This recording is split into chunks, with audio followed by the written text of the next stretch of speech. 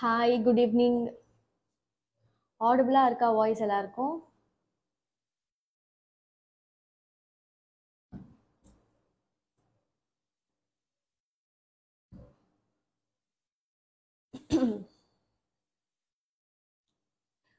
Voice எல்லாருக்கும் ஆடிபிளா இருக்கா? எல்லாரும் ஹாய் அக்கா, ஹாய் அக்கா, ஹாய் அக்கான்னு சொல்றீங்க.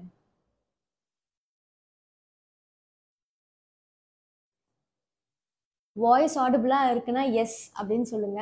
ஏன்னா எனக்கு தெரியல நான் பேசுறது உங்களுக்கு கேக்குதானே.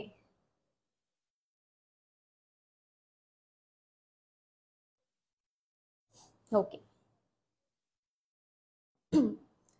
ஓகே. ஸோ எல்லாருக்கும் சண்டே எப்படி போச்சு? எனக்கு ரொம்பவே சூப்பராக போச்சு சண்டே. நம்ம சக்ஸஸ்ஃபுல்லாக நவராத்திரி லைவ் ஒர்க் ஷாப் வந்துட்டு இன்னைக்கு ஃபினிஷ் பண்ணிட்டோம்.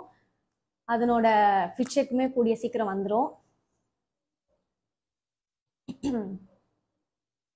அது முடிச்ச கையோட நம்ம வந்துட்டு நெக்ஸ்ட் மந்த்துக்கு என்னென்ன கிளாஸஸ்லாம் இருக்குன்னு அதையும் ஷெடியூல் பண்ணி இது பண்ணியாச்சு. அதுக்கான ப்ராசஸ் தான் இப்போ போயிட்டு இருக்கு. நெக்ஸ்ட் வந்து 3-4 கிளாஸஸ் வருது. அதுல வந்து 1 காம்போ. அது இல்லாமல் நம்மளுக்கு 3 கிளாஸஸ் வருது. இவ்வளோ நாள் வந்துட்டு விமென் நம்ம பயங்கரமா கான்சென்ட்ரேட் பண்ணிட்டு இருந்தோம். விமெனுக்கான எல்லா அவுட்ஃபிட் எல்லாமே நம்ம கான்சென்ட்ரேட் பண்ணிட்டு இருந்தோம். இப்போ புதுசா நம்ம 2 ஸ்டார்ட் பண்ணியிருக்கோம். மென்னுக்கும் கிட்ஸுக்கும் ஸ்டார்ட் பண்ணியிருக்கோம். அதுல கிட்ஸுக்கான ஒர்க் ஷாப் வந்துட்டு பாவாடை சட்டை வந்துட்டு பிளான் பண்ணியிருந்தோம். எதுக்காகனா ஃபெஸ்டிவல்லாம் வருது. ஸோ கிட்ஸுக்கு வந்து பாவாடை சட்டை போட்டால் கொஞ்சம் கியூட்டா இருக்கும். நிறைய பேர் வந்துட்டு அதை லைக் பண்றாங்க அப்படிங்கிறதுனால அந்த கிளாஸ் வந்துட்டு லான்ச் பண்ணியிருக்கோம். அந்த கிளாஸ் பத்தின ஒரு ஒரு சின்ன இன்ட்ரோடக்ஷன் தான் வந்துட்டு இந்த லைவ் இருக்க போகுது.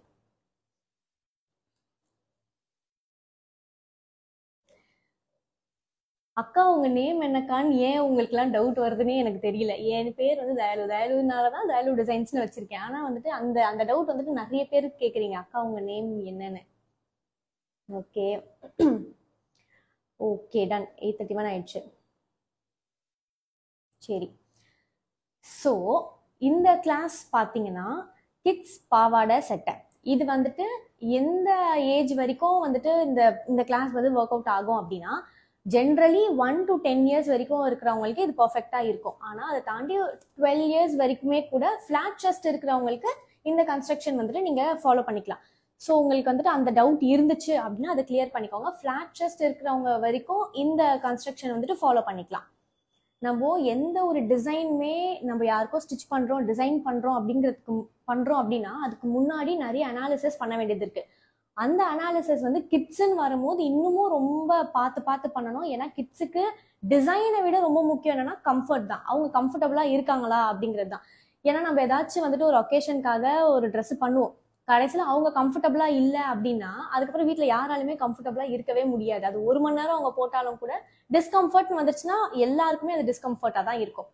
அதனால கிட்ஸுக்கு கொஞ்சம் எக்ஸ்ட்ரா டைம் எடுத்து டிசைன் எல்லாம் அனலைஸ் பண்ண வேண்டியது இருக்கு. ஓகே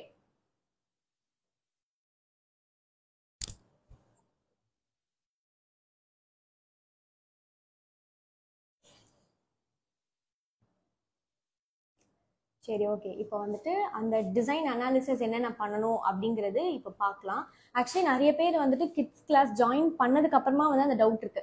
என்னோட கிட் வந்துட்டு 11 இயர்ஸ் இருக்காங்க, 12 இயர்ஸ் இருக்காங்க, 13 இயர்ஸ் இருக்காங்க. இதெல்லாம் வந்துட்டு இந்த நீங்க சொல்ல போற டிராஃப்டிங் மெத்தட் எல்லாமே அவங்களுக்கு செட் ஆகுமான்ட்டு நான் மறுபடியும் சொல்றேன். ஃபிளாட் செஸ்ட் இருக்கிற கேட்டகரி வரைக்கும் இந்த பர்டிகுலர் கன்ஸ்ட்ரக்ஷன் பர்ஃபெக்டா இருக்கும். அதுக்கு மேல போகும்போது நம்ம இந்த கன்ஸ்ட்ரக்ஷன் யூஸ் பண்ணக்கூடாது. ஏன்னா அதுக்கப்புறமா நிறைய டிஃபரன்சஸ் பாடியில வந்துடும். ஸோ அப்போ இந்த கன்ஸ்ட்ரக்ஷன் நம்ம வந்துட்டு யூஸ் பண்ணக்கூடாது. டன். இப்போ நம்ம கிளாஸ் ஸ்டார்ட் பண்ணலாமா? கிளாஸ்லாம் கிடையாது, ஒரு சின்ன சின்ன டிஸ்கஷன் தான். என்னன்னா இப்போ நம்ம கிட்ஸ் பார்க்கும்போது அப் டு 10 இயர்ஸ் வரைக்கும் தான் நம்ம ஜென்ரலாக வந்து ஒரு கிட்ஸ் கேட்டகரியில போடுறோம். அதுக்கப்புறமாவும் நம்ம போட்டுக்கலாம். பட் ஆனால் பாடி வைஸ் சேஞ்சஸ்னால ஒரு 10 இயர்ஸ் வரைக்கும் தான் நம்ம வந்து ஃபர்ஸ்ட் கிட்ஸ் கேட்டகரியில பண்றோம். அதுல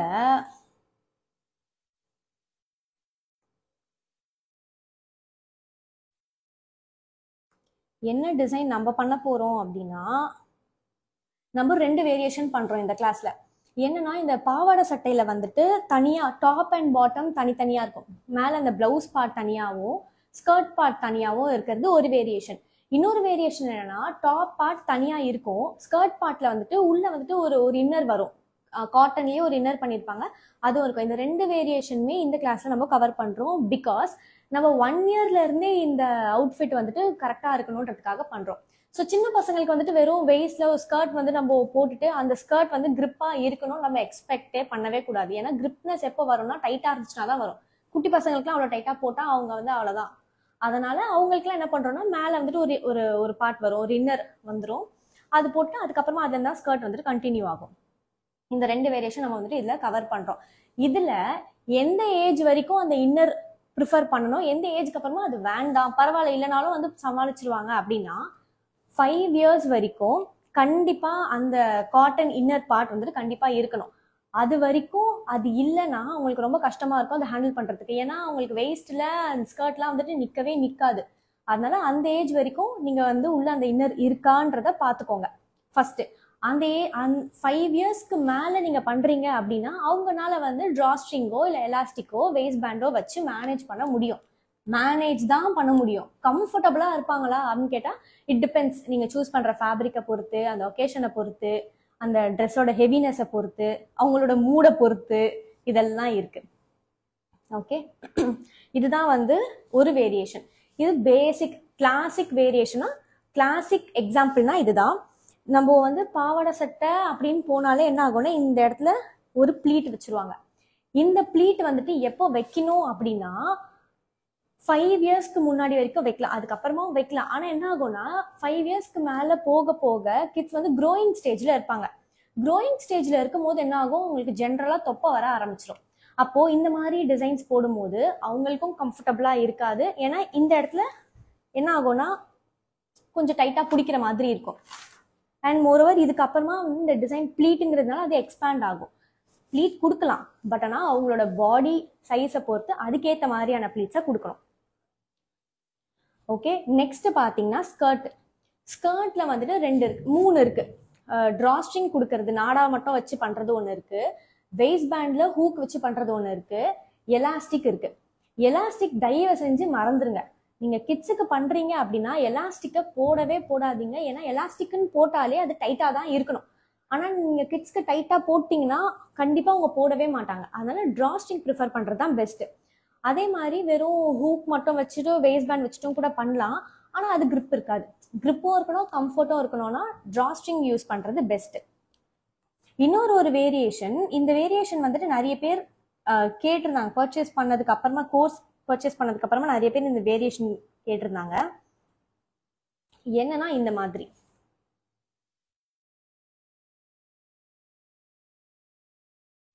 இது.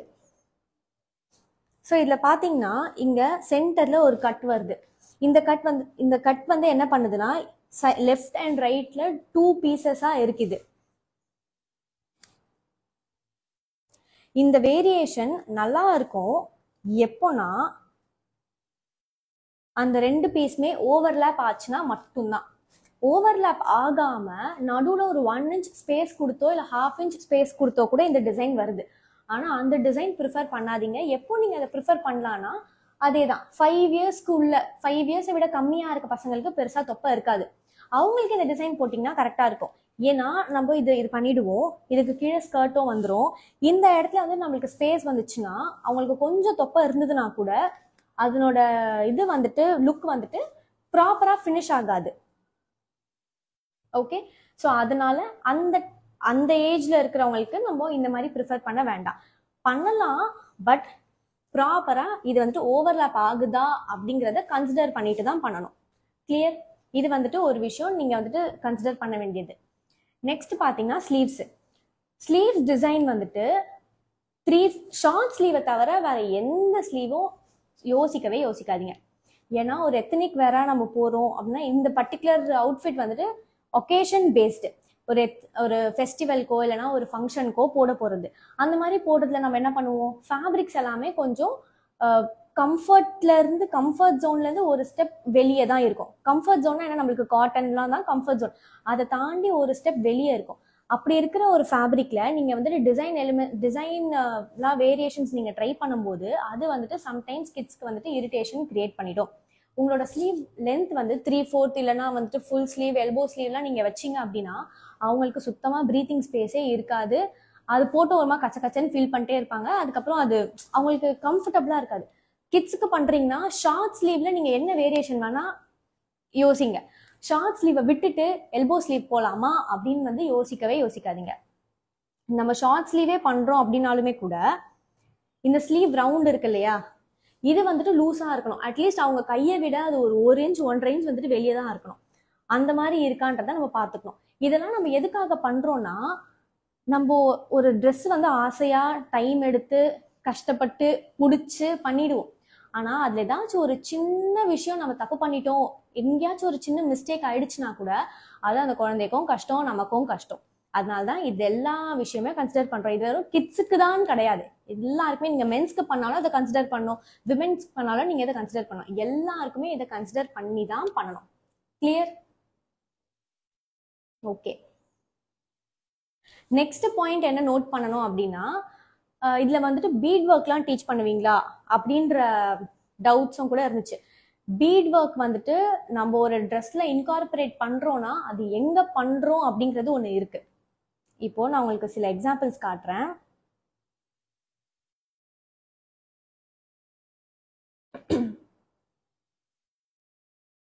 ஓகே, இதுல பாத்தீங்கன்னா இவங்க வந்து வெயிஸ்ட்ல ஒரு லேஸ் அட்டாச் பண்ணியிருக்காங்க.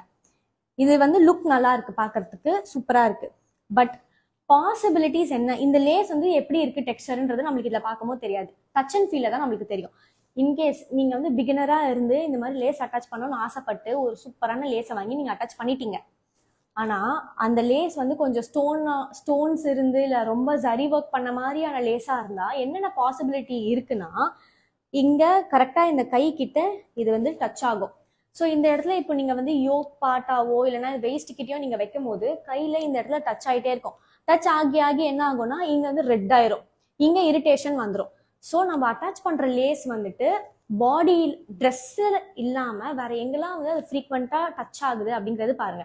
ஸோ அவங்க இப்படி கை இப்படி வச்சாங்கனாலே இந்த பார்ட்லலாம் அந்த லேஸ் வந்துட்டு கண்டிப்பா டச் ஆகும், அது வந்துட்டு இரிட்டேஷன் கிரியேட் பண்ணும்.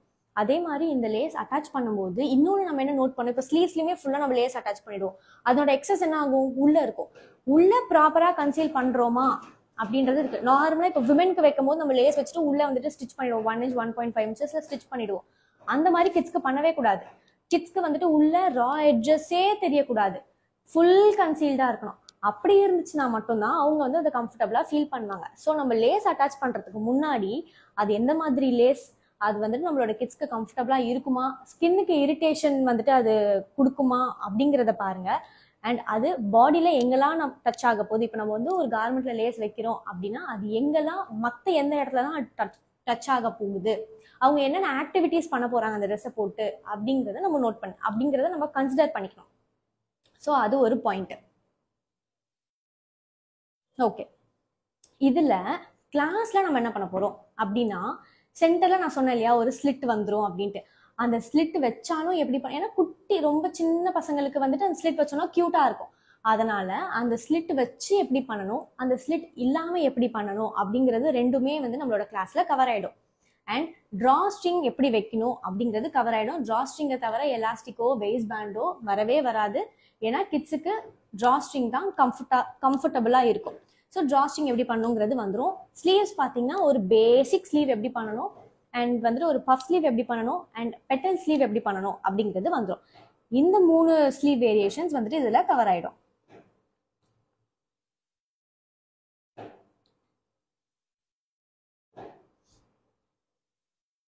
இதெல்லாம் தான் வந்துட்டு நம்ம கிளாஸ்ல கவர் பண்ண போற டாபிக்ஸ்.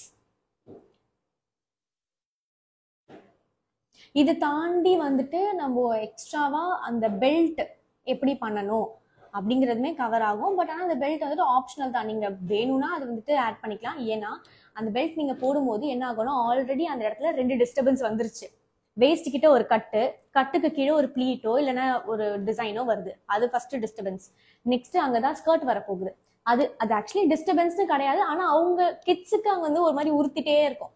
அதனால 2 இது வந்துருச்சு. இதை தாண்டி நீங்க வந்துட்டு ஒரு பெல்ட் போடுறீங்க அப்படின்னா அது அவங்களுக்கு இரிட்டேஷன் இல்லாம கம்ஃபர்டபுளா இருக்கிற மாதிரி இருக்கணும்.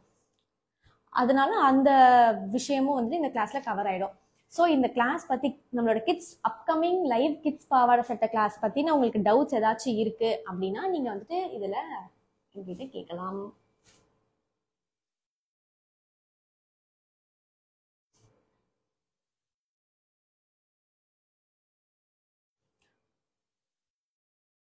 அதே மாதிரி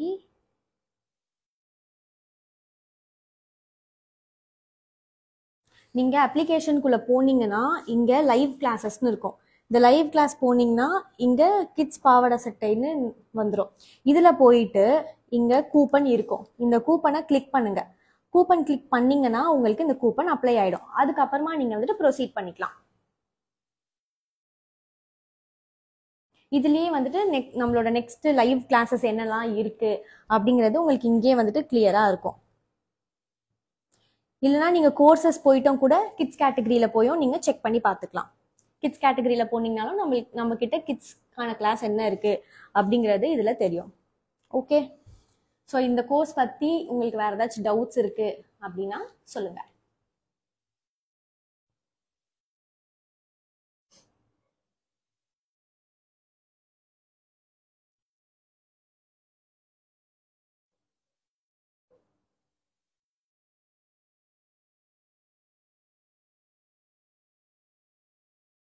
இன்னும் வந்து இதில் வந்து கலர் காம்பினேஷன்ஸ் எப்படி கொடுக்கணும் அண்ட் வந்துட்டு கன்சீல் ஃபினிஷிங் எப்படி பண்ணணும், எந்த கிட்ஸ்லேயுமே வந்துட்டு நிறைய பாடி டைப் இருக்குது. அவங்க க்ரோயிங் ஸ்டேஜில் இருக்கும் போது நிறைய டிஃப்ரென்சஸ் வந்துட்டு வந்துக்கிட்டே இருக்கும் அவங்களோட பாடியில்.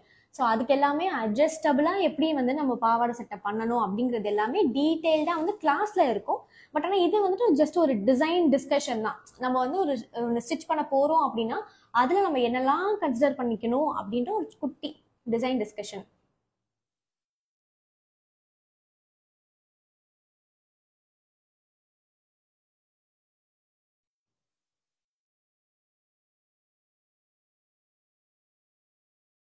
மேக்ஸி கிளாஸ் வந்துட்டு சூப்பராக இருந்துச்சுன்னு ஒருத்தவங்க சொல்லியிருக்கீங்க.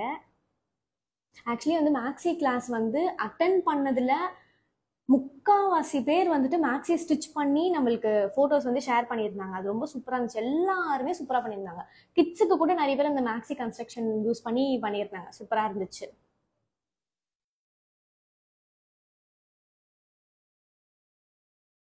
நம்ம இன்னைக்கு வந்துட்டு இந்த கிளாஸ் முடிஞ்சிச்சு, நவராத்திரி ஒர்க் ஷாப் லைவ் முடிஞ்சிச்சு. இந்த கிளாஸ்லையுமே வந்துட்டு நிறைய பேர் வந்து கன்ஸ்ட்ரக்ஷன் ஸ்டார்ட்டே பண்ணிட்டாங்க. ஸ்டார்ட் பண்ணிட்டு எனக்கு டவுட்ஸ்க்காக வந்துட்டு கேட்டிருந்தாங்க. இப்போ நான் பார்த்தேன் நிறைய பேர் வந்துட்டு 4 days கிளாஸ் இது. ஸோ இன்னைக்கு தான் லாஸ்ட் டே பிஃபோர் எஸ்டர்டே தான் நான் வந்துட்டு பிளவுஸோட கன்ஸ்ட்ரக்ஷன்லாம் பண்ணியிருந்தேன். அதுலேருந்து அவங்க வித்தின் 1 day ஸ்டார்ட்டே பண்ணிட்டாங்க கன்ஸ்ட்ரக்ஷன் பண்ணுறதுக்கே.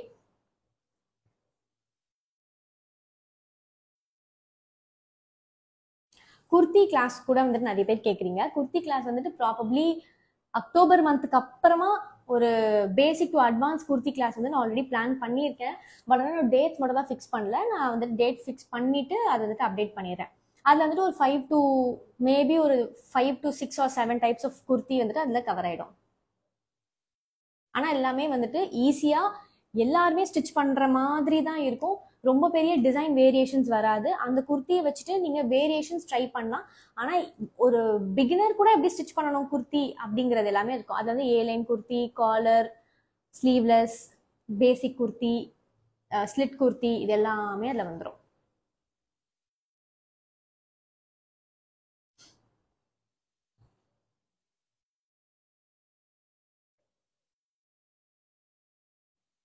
ஓகே, வேற ஏதாச்சும் கிளாஸ் பத்தின டவுட்ஸ் இருக்கா?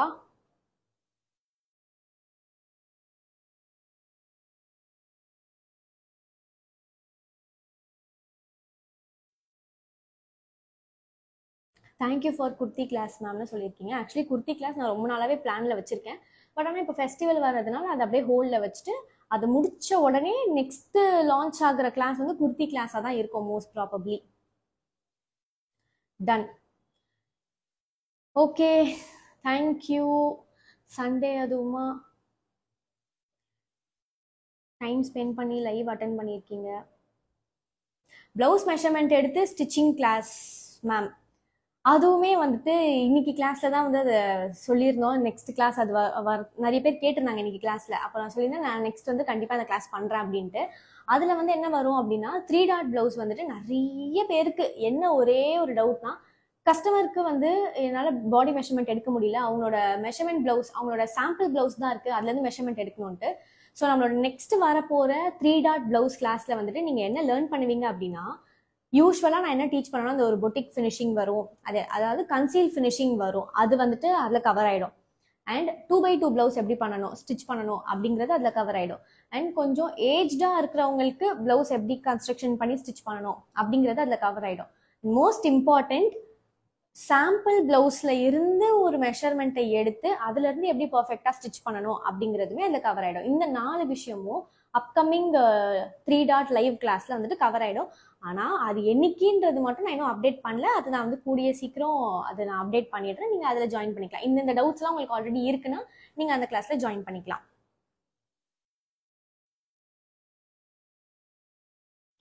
பிளவுஸ்க்கு ஸ்டாண்டர்ட் மெஷர்மெண்ட்ஸ் உங்க கிளாஸ்ல தருவீங்களா அப்படின்னு கேட்டிருக்கீங்க. நவராத்திரி ஃபியூஷன் லைவ் கிளாஸ்ல வந்துட்டு ஆல்ரெடி பிளவுஸோட சைஸ் சார்ட் வந்து இன்க்ளூட் பண்ணியிருக்கோம். ஸோ நீங்க அது வந்து ட்ரை பண்ணி பார்க்கலாம்.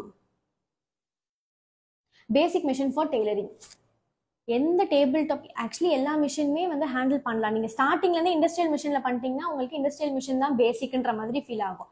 நீங்க ஆனா first time investment purpose, investment point of வியூல நீங்க பாக்குறீங்க அப்படின்னா கம்மியா பண்ணணும்னா டேபிள் டாப் யூஸ் பண்ணலாம். இல்ல நான் வந்து லாங் ரன்க்கு மிஷின் பாக்குறேன் அப்படின்னா இண்டஸ்ட்ரியல் மிஷின் நீங்க ட்ரை பண்ணலாம். ஆக்சுவலி இண்டஸ்ட்ரியல் மிஷினுங்கிறது வந்து ஒரு கம்ஃபர்ட் ஜோன். அதை யூஸ் பண்ணிட்டு நம்மளால வேற எதுவுமே யூஸ் பண்ணாலுமே, வேற எது யூஸ் பண்ணாலும் கொஞ்சம் அந்த கம்ஃபர்ட் ஜோனை விட்டு வெளில போய் யூஸ் பண்ற மாதிரி இருக்கும். ஸோ இண்டஸ்ட்ரியல் மிஷின் வந்து லாங் ரன்னுக்கும் பெஸ்ட். அண்ட் உங்களால அதுல எல்லாமே ஸ்டிச் பண்ண முடியும். நீங்க எந்த கார்மெண்ட் எவ்வளவு திக்னஸ் இருந்தாலுமே நீங்க அதுல தாராளமா ஸ்டிச் பண்ணலாம்.